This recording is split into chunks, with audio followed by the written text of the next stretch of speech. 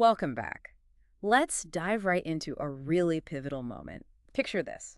March 4th, 1861.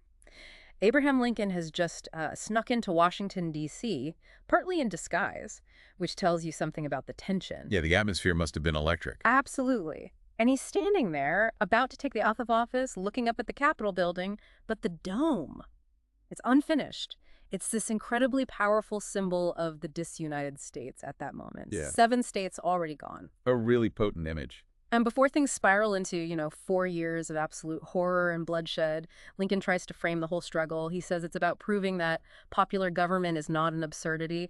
Basically, can a democracy survive internal division? That quote, really sets the stage for what we're digging into today. We're using Chapter 19 of the American Pageant titled Girding for War as our guide. Our mission here is help you understand those first crucial steps, the challenges, the strategies, the preparations from 1861 to 1865. Okay, so let's start with something fundamental Lincoln pointed out. Geography.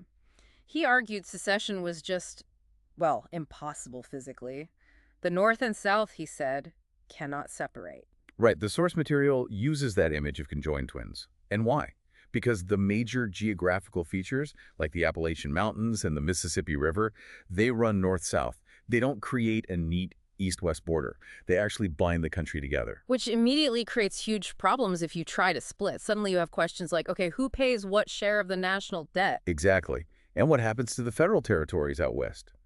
And the fugitive slave issue becomes even more explosive. The source points out slaves might only need to cross the Ohio River, not go all the way to Canada. So conflict was pretty much baked in from the start of secession. Unavoidable, really. Armed clashes were bound to happen over these shared resources and borders. And that leads us straight to the first major flashpoint. Fort Sumter. Lincoln inherits this mess. Seceding states had seized federal property, forts, arsenals. And by the time Lincoln takes office, only 2 significant forts in the South still flew the Union flag. The really critical one was Fort Sumter, right there in Charleston Harbor. So Lincoln faced this terrible dilemma. The fort was running out of supplies due around mid-April. Yeah, it was a real catch-22. If he did nothing, the fort surrenders. That looks weak. Maybe even like he's violating his oath to protect federal property. But if he tries to send reinforcements, guns, South Carolina sees that as an act of war. They couldn't have a federal fort controlling their main port. Right. So Lincoln tries this, let's call it a middle way. He notifies South Carolina that he's sending provisions, food only. He explicitly says no effort to throw in men, arms, and ammunition.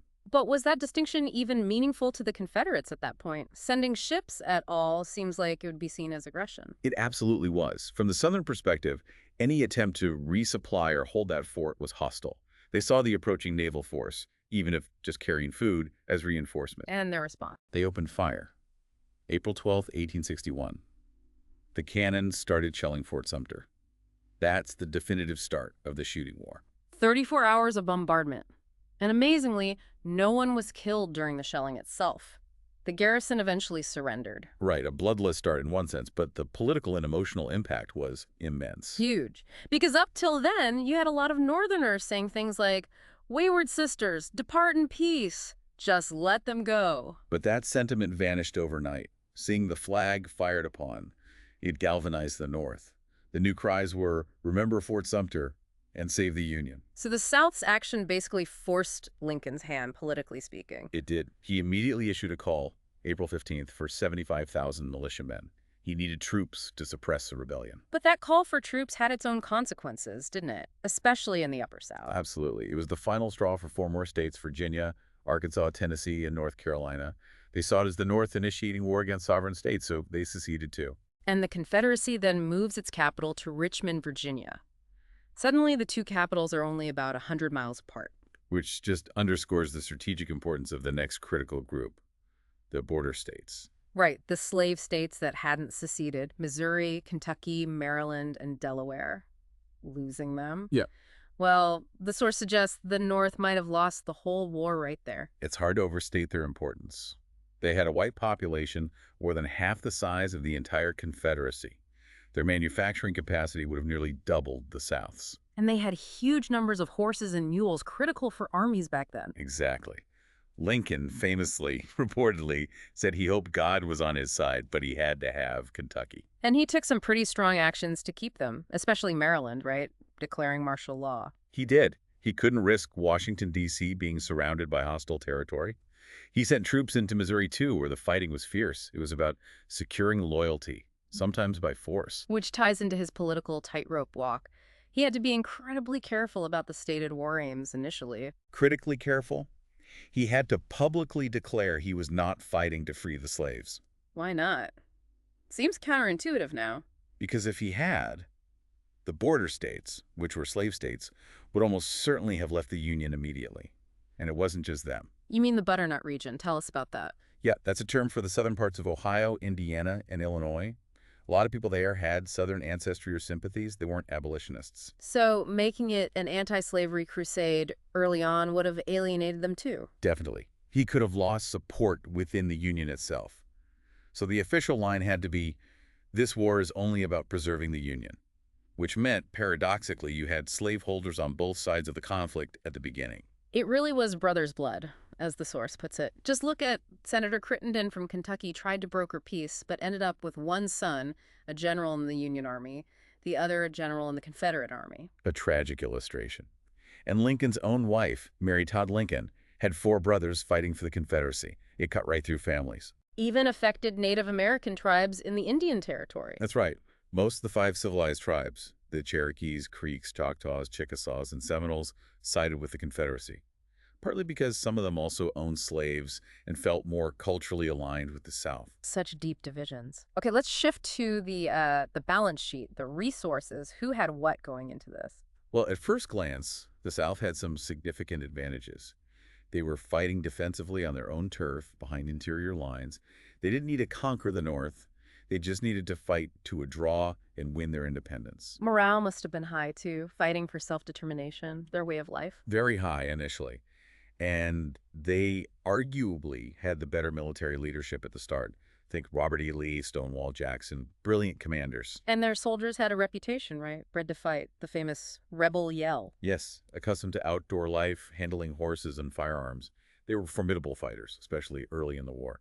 But the North had advantages that were just overwhelming in the long run, especially the economy. Oh, absolutely overwhelming. Yeah. You look at the data, like in Table 19.1 the source provides, the North had about 3/4 of the nation's wealth.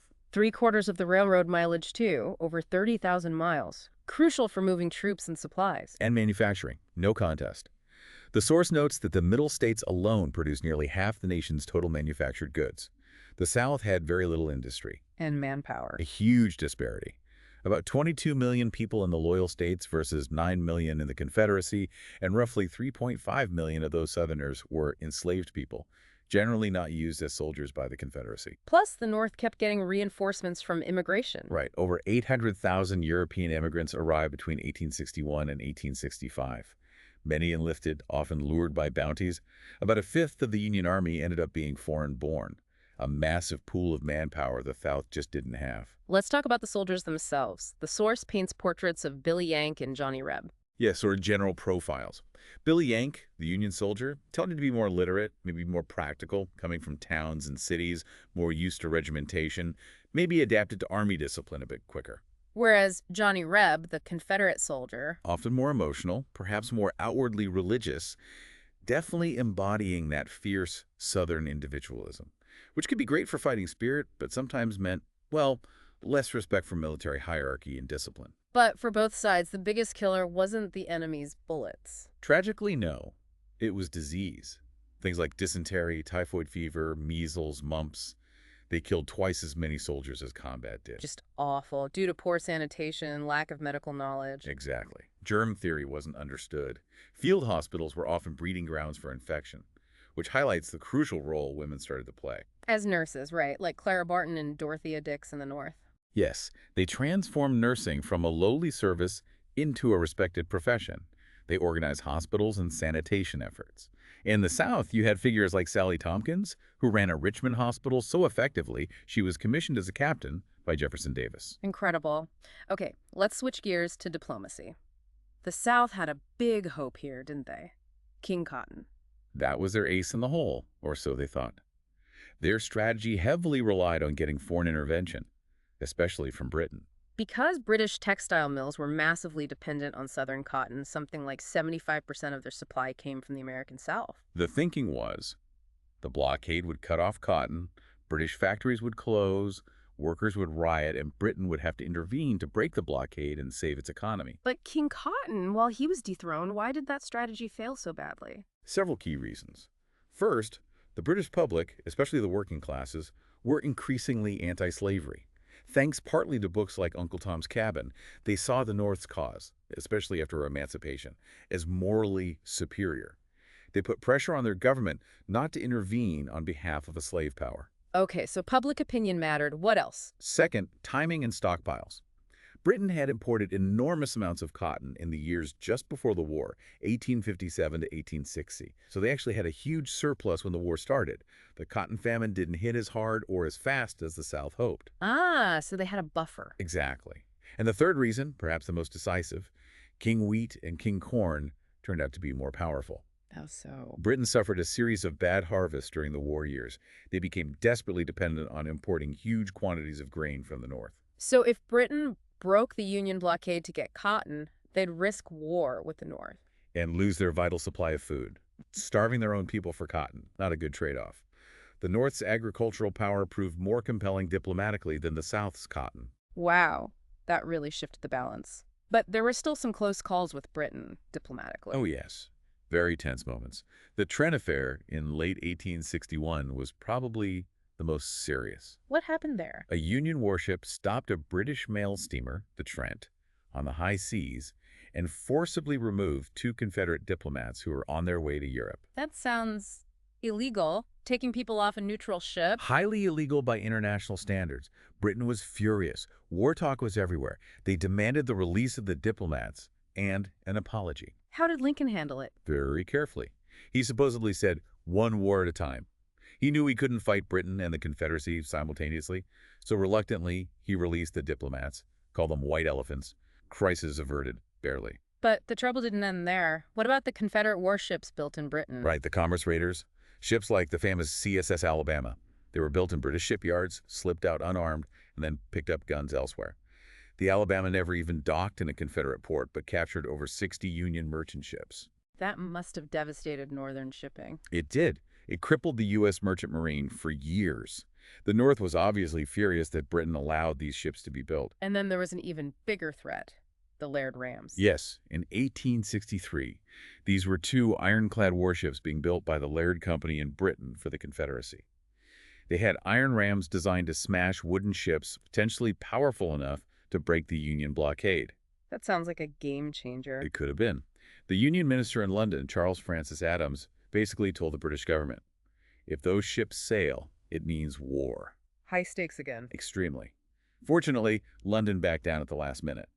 They bought the rams for the Royal Navy instead, avoiding a disastrous conflict with the United States. It's interesting how these tensions had ripple effects, like with Canada. Exactly. All this friction helped convince the British colonies in North America that they needed to unite for common defense against potential American anger after the war. That led directly to the establishment of the Dominion of Canada in 1867. And France tried to take advantage too, right, in Mexico? Yeah, Napoleon III saw the U.S. preoccupied and installed Austrian Archduke Maximilian as Emperor of Mexico in 1863. A clear violation of the Monroe Doctrine. How did the U.S. respond? Secretary of State Seward basically warned France off, but couldn't do much during the war. As soon as the war ended in 1865, though, the U.S. prepared to march south, and Napoleon III quickly pulled his troops out, leaving Maximilian to be executed by Mexican forces. The Monroe Doctrine was upheld. Let's compare the leaders. Jefferson Davis in the South, Abraham Lincoln in the North. How did they stack up, according to the source? The contrast is pretty stark. Davis is often described as tense, legalistic, maybe a bit stubborn. He had military experience but struggled with public opinion and managing his own Congress. And he had that states' rights issue working against him, even within the Confederacy. Absolutely. He was constantly battling governors who guarded their state prerogatives jealously. The source even mentions Georgia threatening to secede from the Confederacy. It hampered a unified war effort. Lincoln, on the other hand. Lincoln started with less experience in national administration, but proved incredibly adaptable. He had this amazing ability, this genius, the source says, for understanding and guiding public opinion. He used humor, patience. Yeah, he managed his often difficult cabinet with forbearance. That famous line about Secretary of War Stanton calling him a fool. Lincoln reportedly said Stanton was probably right because he usually was. He grew into the presidency. But to win the war, Lincoln also took actions that were, well, pretty controversial, constitutionally speaking. He definitely did. Things that would be unthinkable in peacetime. He proclaimed a blockade. He increased the size of the army. He ordered federal spending all initially without congressional approval, though Congress did back him later. And the most controversial, suspending the writ of habeas corpus. That was huge. Habeas corpus is the right to have a judge determine if your imprisonment is lawful. Lincoln suspended it, meaning anti-unionists, critics, potential spies could be arrested and held without trial. He even defied the Chief Justice of the Supreme Court on this. How is this justified? The argument was simple. Necessity. To save the Constitution, maybe you had to bend it or even temporarily break parts of it. He argued that if he didn't take these strong measures, there might be no Union and thus no Constitution left to protect. He also ordered supervised voting in the border states, essentially using soldiers to ensure loyalty. It's a profound question about executive power in wartime. Now, this massive war effort needed soldiers, lots of them, which led to the draft. Yes. Both sides eventually resorted to conscription. The South actually started first, in 1862, because they were running out of volunteers faster. The North followed in 1863. But the draft laws had a feature that caused enormous resentment, didn't they? They did. In both the North and the South, wealthy men could get out of serving. They could hire a substitute to go in their place, or in the North, pay an exemption fee of $300. $300, that was a huge amount of money for an ordinary worker back then. Exactly. It led to the bitter cry. Rich man's war, poor man's fight. People called those who paid the fee $300 men. And this resentment boiled over. Most dramatically in the New York Draft Riots of 1863. For several days, mobs, largely poor Irish immigrants, rampaged through the city. They attacked draft offices, the wealthy and horrifyingly African Americans, whom they blamed for the war and feared as labor competition. It was incredibly violent. And people tried to cheat the system, too, the bounty jumpers. Oh, yeah. Federal, state, and local governments offered cash bounties to encourage enlistment. So some men would enlist, collect the bounty, desert, go somewhere else, enlist under a different name, collect another bounty, and repeat. The source mentions one man who supposedly jumped 32 times. Unbelievable. Okay, let's talk about the money behind the war, especially in the North. How did they pay for this massive conflict? The North had several methods. They increased excise taxes on things like tobacco and alcohol. They levied the first ever federal income tax, though rates were low by today's standards. And tariffs. That was a big Republican policy. Yes. The Morrill Tariff Act was passed in 1861, even before the war really got going. It significantly increased tariff rates. This protected northern manufacturers from foreign competition, raised revenue, and enriched the industrialists who were key supporters of the Republican Party. They also printed paper money, right? Greenbacks. They did. Nearly $450 million worth of greenbacks. This paper money wasn't backed by gold, so its value fluctuated depending on the Union Army's success on the battlefield. It caused inflation, but it helped finance the war. But maybe the most significant financial development was the national banking system. Absolutely. Created in 1863, this was a landmark piece of legislation. It was the first real move towards a unified, stable national banking structure since Andrew Jackson had killed the second bank of the United States back in the 1830s. What did it do, practically? It allowed banks to join the system if they met certain requirements, including purchasing government bonds. In return, they could issue standardized, reliable paper money backed by those bonds. It stimulated bond sales for the war effort, and crucially, it created a standard banknote currency for the whole country. That stability was vital for business and lasted long after the war. All this activity meant the northern economy actually boomed during the war. In many ways, yes. New factories sprang up to meet military demand. Protective tariffs shielded them. A new class of millionaires emerged for the first time in American history. Though some weren't exactly ethical, the shoddy millionaires. Right. People who got rich selling substandard goods to the army uniforms that fell apart, shoes with cardboard soles, faulty weapons. There was definitely profiteering and corruption alongside the patriotism. And agriculture kept pace, too. Amazingly so. New labor-saving machinery, especially the mechanical reaper, allowed farms to produce more food even with hundreds of thousands of men away fighting. These grain exports, as we discussed, were crucial diplomatically and economically. And the government was also looking west during the war. Yes, the Republicans pushed through policies they'd long wanted. The Homestead Act of 1862 offered free land to settlers, encouraging westward expansion. And the Pacific Railroad Act of the same year authorized the Transcontinental Railroad, linking the country together. The war also opened up new roles for women, didn't it? Significantly. Besides nursing, thousands of women took jobs previously held by men. They became government clerks, government girls in Washington. The proportion of women in manufacturing jobs increased from about 1 in 4 to 1 in 3. And organizations like the U.S. Sanitary Commission. Yes, largely run by women, it played a huge role in coordinating medical supplies, training nurses, and improving camp conditions. It gave women valuable experience in large-scale organization and public life. Now contrast all that northern economic activity with the South. It was a completely different story. A tragic story, economically.